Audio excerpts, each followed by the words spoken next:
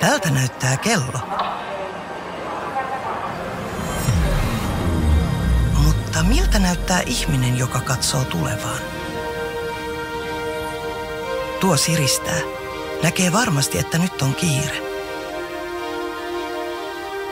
Hän selvästi jo aavistaa maistavansa. Kohta tietää, että hyvää oli.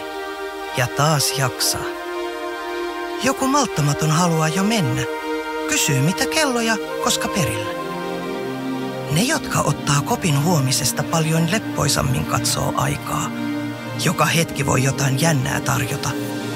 Ja aina voi yhdessä pitää hauskaa.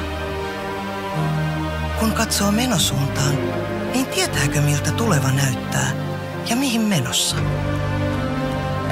On niitäkin, joista ei heti arvaa. Hän se näki tulevan menevän ja vaihtaa suuntaa. Halusi menevän kanssa mennä tulevaan yhtä matkaa.